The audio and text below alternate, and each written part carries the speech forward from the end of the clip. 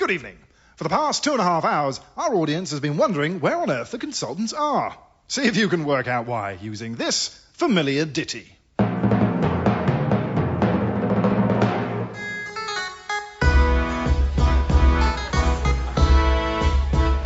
herding swine.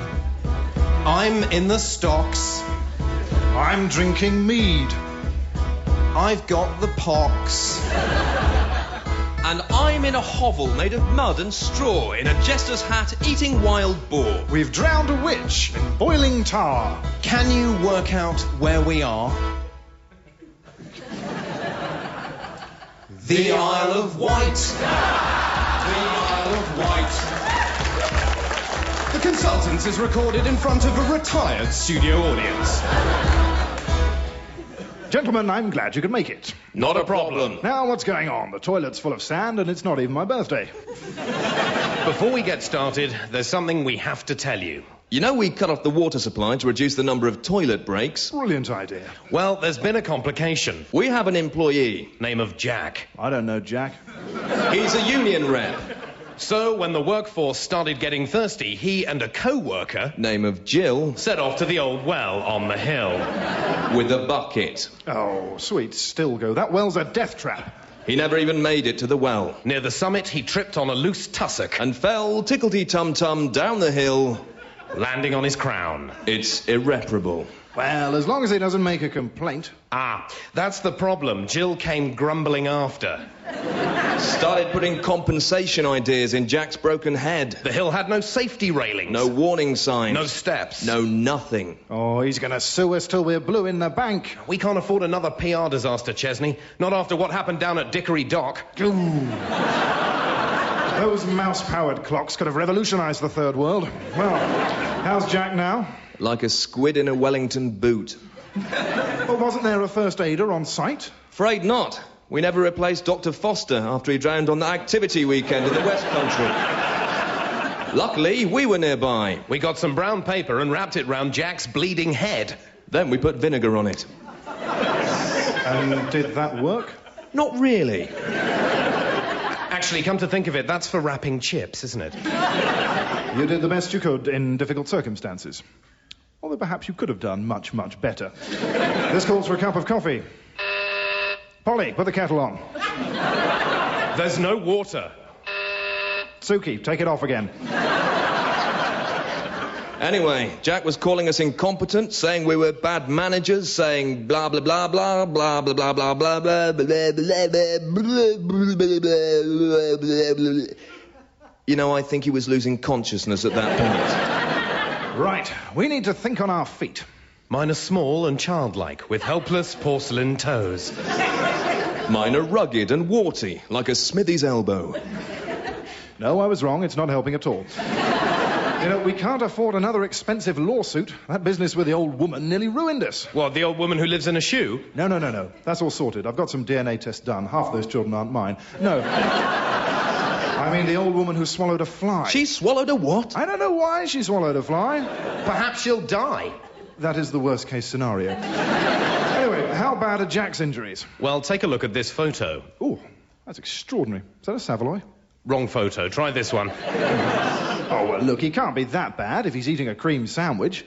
No, that's his face. Oh, dear. Hang on. I think I recognise this fellow.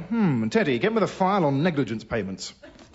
Yeah, I knew it. See here, 1984. Your man, Jack. Yeah, same fella. Only this time he's under the name of Jack Spratt, successfully suing our staff canteen, claiming that a mislabeled lard burger set off an allergic reaction. Apparently he could eat no fat. Well, look. 2 years later, that's him again, this time under the name of Jack Horner, receiving substantial damages after third-degree burns to his thumb in a plum pie incident. And hang on, here as well. In 1996, Jack Brendan Nimble, a.k.a. Jack Brendan Quick, received unnamed damages after jumping over a candlestick and burning his bum off. Hello? Oh, hiya, Pat. Yeah, yes, but what, Pat? Great, Pat. I see you, Pat. Who was that? It was Helen. It turns out that our meddlesome Jack has exploded in his hospital bed. It worked!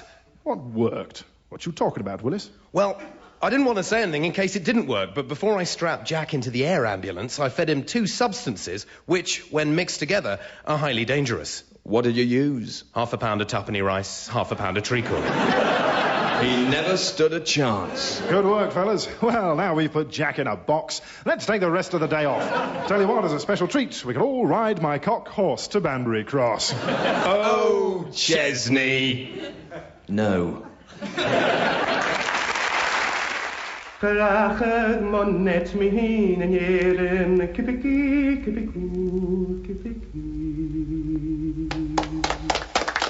Thanks very much to Alan Sticks for his lovely Northumbrian chanting.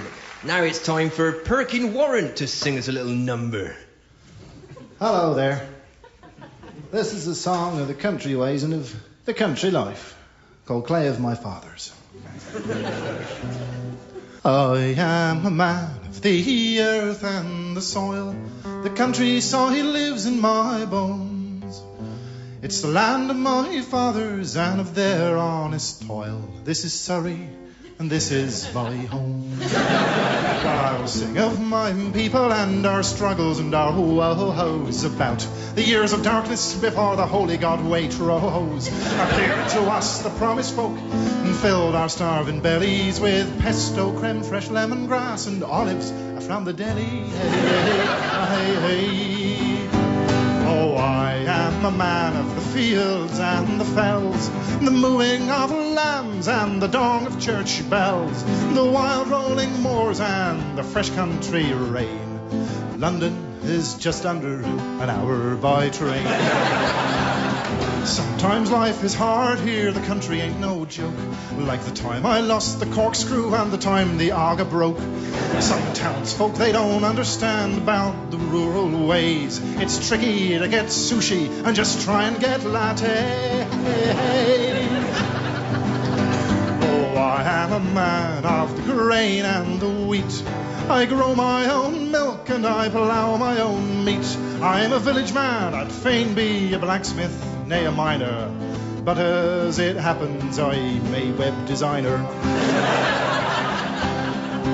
Well, I travel round the country in a gleaming 4x4. Well, it's useful for the school run to be 12 feet off the floor. My children, they're the product of my rugged rustic ways. Camilla, Hugo, Milo, Fifi, honest country names. Oh, holy goddess Delia, please bless my rural life. From my Lakeland Plastics bread maker to the headscarf on my wife. May Saint Nigella guard this homestead, may Saint Michael be our friend. And guard it well, I'm only here at weekends.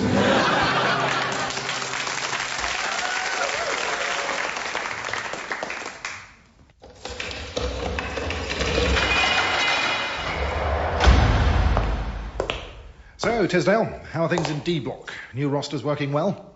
Pretty good, Governor, yes. Much easier to manage. But I am a bit concerned about one of the new intake, a lad called Benson. Benson. Looks like a troublemaker, does he? No, he looks really good. Right. Yeah, his eyes are really nice, you know. A bit moody looking, like a bit of a rebel. I mean, he's category B and he acts tough, but actually I think he's really vulnerable. And he's been put in a cell with a real hard case. He's in with Gifford, isn't he? No, he's a nasty piece of work, eh? No, I really like Gifford. Really? Yeah, I mean, he looks really scary, and my mum wouldn't like him, but he's quite helpful. You know, when Officer Gardner told him to shut up, he swore, but in a sort of friendly way. And he's funny. That's really nice. But his eyes are too close together. No, he's lush. Anyway, he's got a good personality. I mean, you know, I know looks are important, but, I don't know, he's just nice. Well, if you like him, you should say something. No, I couldn't. No, he's a lifer. I mean, I've known him, like, forever. You know, I mean, he's more like my little brother or something. Do you want me to tell him you like Benson? No! I don't like him that much. You've gone all red. All right, then, I won't. You promise? Yeah, Benson's only in for 3 years, though, so you better get your skates on. Don't. I'm really embarrassed now. All right, I'm sorry. Right, back off to D Block then, Tisdale. So...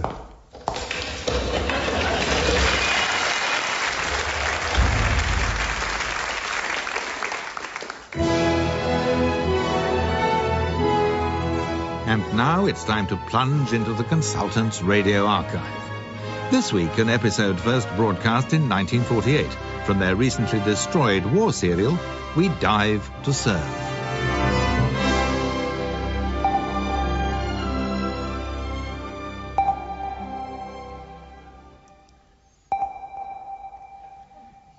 Jerry's very quiet, number one? Yes, I said too quiet, Captain Stone. I wish we could give those ugly thugs what for. Instead, we're forced to skulk helplessly underwater without guns or bombs. Well, we could use the torpedoes. Could do, but I'm always a bit worried about getting them wet. Who on earth could that be at this depth? That'll be the American reporter who's paying us a visit. Americans? I don't want one of those blasted bullies on board. They steal your wife and leave chewing gum on the boot scraper. Yeah, but they're on our side, sir. Are they? Let me check the list. Oh, yes, they're here. There was a bracket around them, but that's been scribbled out, and now they're heavily underlined with a big tick next to them. Oh, and look, someone's drawn a big pair of knockers next to Sweden. That's cheered me up. Right, I suppose we'd better let him in before he drowns. Hi. I'm Jack Ritt from the Washington Chronicle. Yes, hello. I'm Lieutenant Commander Sandy Fist. This is Captain Stone. I hope you brought a towel. You're not using mine. Yeah, whatever you say, buddy. You will address me as Captain. I insist that even a brash, undisciplined colonial such as yourself uses the correct terminology while you're on my big underwater boat. Aye. Sure thing, Captain. Well, let me take you for a look around, Mr. Grit.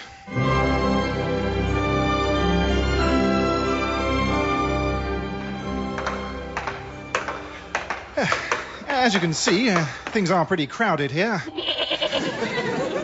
You'll be bunking in with Atkins and Botty and Biffa and Mary, but don't let the name fool you. He's as tough as all thunder.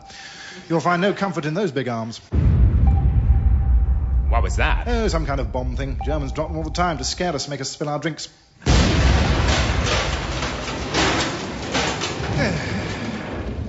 Got beef tea all down my medals. Hold on. Listen. What? Shh, quiet. Do you hear that? Why, it's... Archie Struts and his swinging nuts. Hello, I'm Archie Struts, and here are my swinging nuts. This evening, we shall be singing Tea with Mussolini. Well, Mussolini came to tea, and he brought his sister Hitler. She was 5'3" and half his size, but ate both the cakes and all of the pies. I said, why, Mussolini, she's the rudest girl I've known. So he took her out and shot her, then came back and ate her scone. Hitler!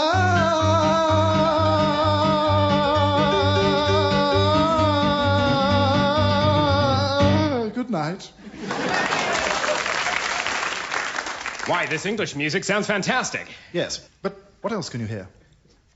Nothing. Exactly, the ping noise. The ping has stopped. I must call the captain immediately.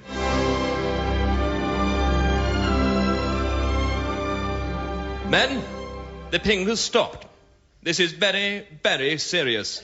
It means that the submarine is broken. This in turn means that we will all almost certainly die. No! Yes. Sorry, yes. However, all is not quite lost. We may be saved if one of you brave chaps can make a convincing ping. Pipkins, what about you? Ping. No, terrible. Betty? Ping. Rubbish. O'Malley? Ping. Awful. And you? Oh, you. Howdy. Ah, Mr. Grit. Well, you might as well have a go. That is remarkable. No, it isn't. Thank you, Mr. Grit. Your effort was much appreciated, but we will not be requiring your assistance. Hey, if you guys need me, let me ping. We do need his help, Captain. Fist, the gramophone. Men, I appeal to your sense of honor. This fellow may have a delicious ping, but my crew don't want some gritty yank pulling this off, putting them off their stroke. So far, we've managed to keep a clean sheet on this ocean bed, but some foreigner coming in half-cocked could make you, my boys, lose their fabled British spunk. My turn. Fist, turn the record over. That's all we've got, I'm afraid. We keep it on board in case we need to defect. It'll do. Why, darn it.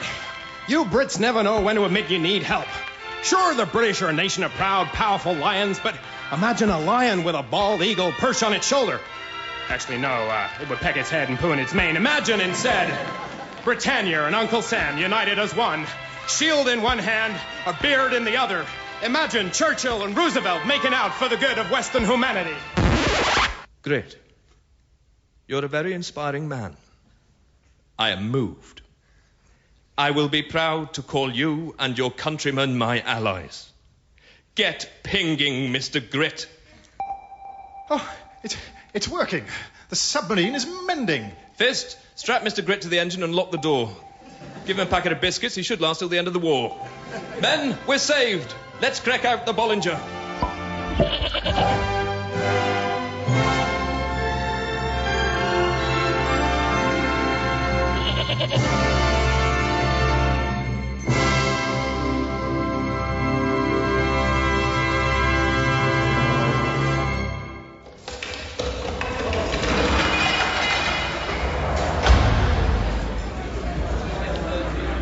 This food's horrible.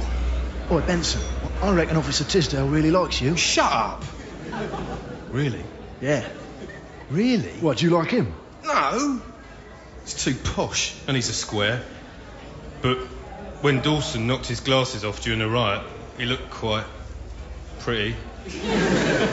What do you reckon? Nah. No, I ain't interested in screws. They just gab on about feelings all the time. You have to spend all exercise period talking to them. You can't play football, score snouts or nothing. Yeah. Oh, hiya, Benson.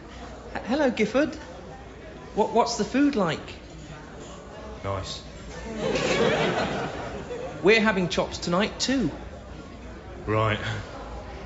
Did you hear about Dixon? I can't believe it. He's in solitary because he bit O'Brien's thumb off and he just went mental. So I couldn't get my hair cut, but then I could get my hair cut anyway after. So I can't stand prisoners like that. Oh, what sort of prisoners do you like, Mr. Tisdale? Shut up! Your hair looks really nice, Mr. Tisdale. Is that grade 2? Grade 1. So, later, are you Lewing Dawdry Luty? Laundry duty? Dunno. What's Dawdry Luty, Mr. Tisdale? I'd better go. I've got to go and clean up a dirty protest. Bye, then. Yeah.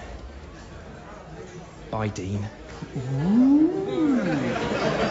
By D, Benson and Tisdale sitting in a cell, K-I-S... Shut up! Don't even like him.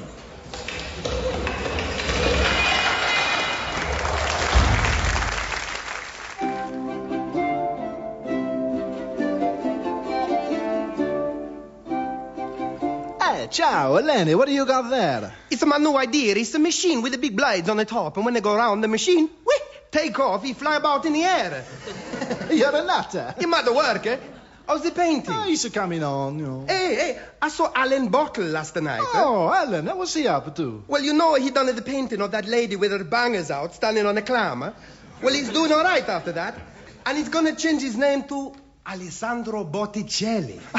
No way. See, I think it sounded quite a flash. I mean, you know, I'm quite good at doing the painting and the inventing, that thing with the buildings. Well, I don't want to be remembered as Lenny Vincent, do I? It's a bit boring, isn't it? So I think I'm going to change my name as well. To what? Leonardo da Vinci. That's a bit gay. Oh, buongiorno, sailors. My name's Leonardo de blah blah. No, it's got a big style. No, it's not. There's too many noises going on. It's a bit busy. Shut up in your face. You should think about it. You've done that statue of David, and you got plenty of work coming up. You really want to be known as Mike Bone? Well, what about Michelangelo Buonarroti? Maybe just the Michelangelo on his own. Quick, get back on with your painting. Here comes the Pope. Hello, the Pope. Hello, Lenny. All right, Mike. No. From now on, we're going to be called Leonardo and Michelangelo. That's a bit gay. Now, you should keep it simple, like the Pope.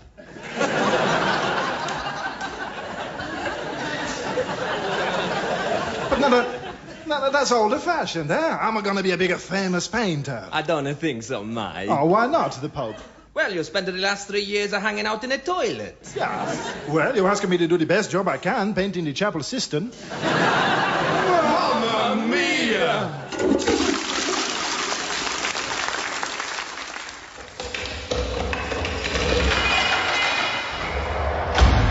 Well, Benson, you must be glad to be getting out of here. Yeah, Mr. Tisdale. 3 years has gone all too quick, eh? I like your suit. It's probably not very trendy now. No, I think it looks good. The colour really suits you. I've only seen you in grey. I suppose you'll be turning back to crime then. Probably see you back here in a few weeks, eh? No. I got a job in my brother's bakery. Oh, right. Can you sign my book? What? I get some prisoners to sign my book. All right. There's no other names in here. It's new. I like the stickers. Well, no, you go first. Sorry. Thanks for being so nice. Well, thanks for you being so nice.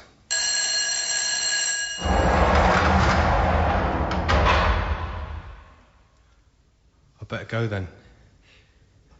Bye. Bye.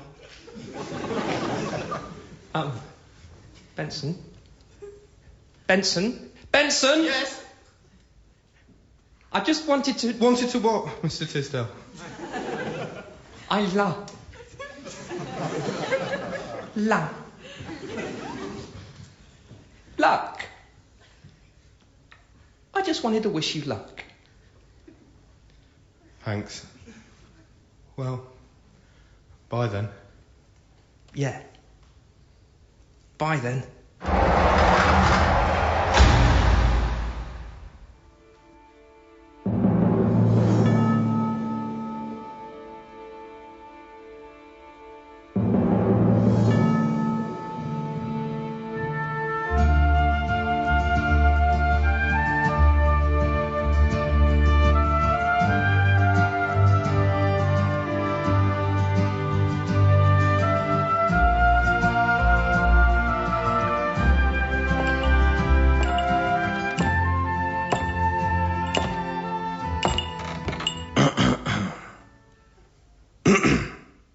Sorry, senor.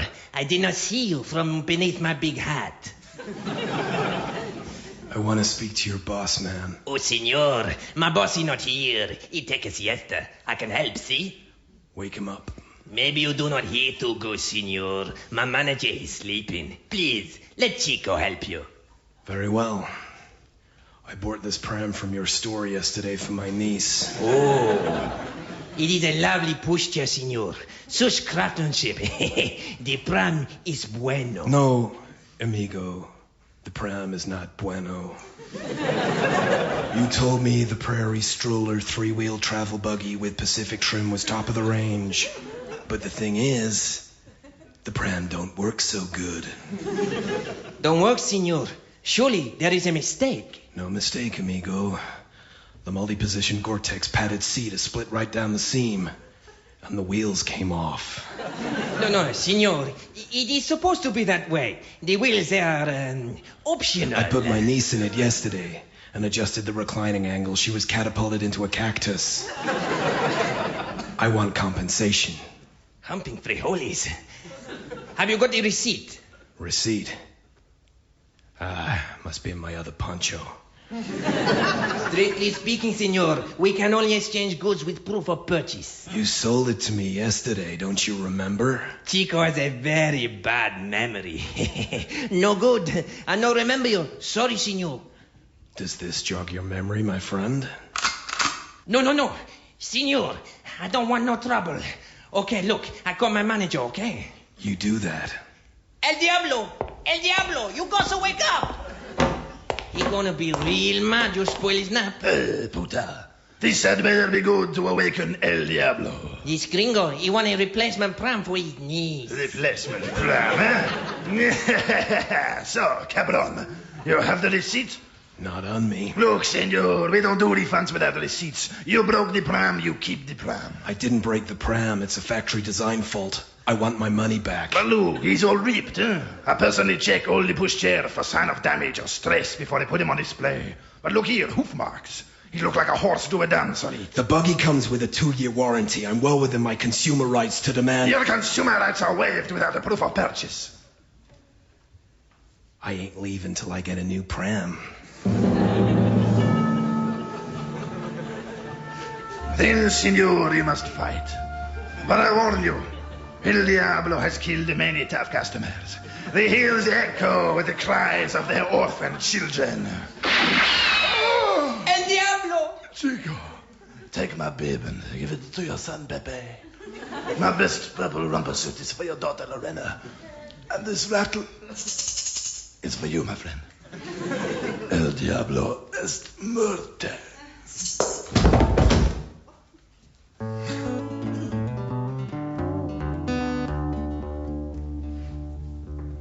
Well, I'm the fussiest cowpoke in the whole Wild West. When I do my shopping, I demand the best. So get off the floor and get me a pram and throw in some rusks, 'cause you know who I am. He's the consummate cowboy with his double chin and clanking spurs. He's fighting for the customers of Texas. I'm the scourge of tradesmen everywhere, 'cause I know my rights and I'm strict and fair. 10 years in the saddle has made me mean. I got a lifetime subscription to Witch magazine. He's the consummate cowboy with his gun and his 10-gallon hat. He know the trades descriptions act by heart. Now an Injun friend was trying to claim compensation from a work-related incident on his reservation. He was doing a rain dance and injured his knee. I helped him in court, saying no win, no fee. Oh, he's the consummate cowboy with his poncho and his palomino. Citizens advice bureau on horseback.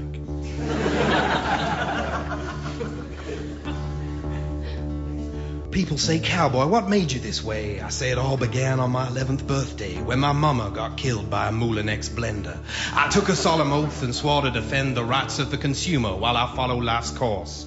I'm like Lynn Folds Wood, except on a horse. He's the consummate cowboy going off into the setting sun. A pistol-packing ombudsman of justice.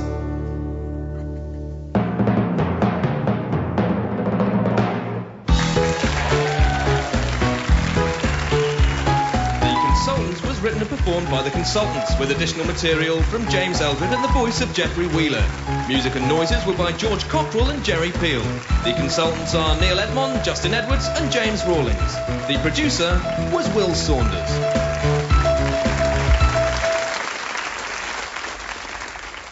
And you might like to know that Series 1 of The Consultants is now available to buy through the BBC Radio Collection.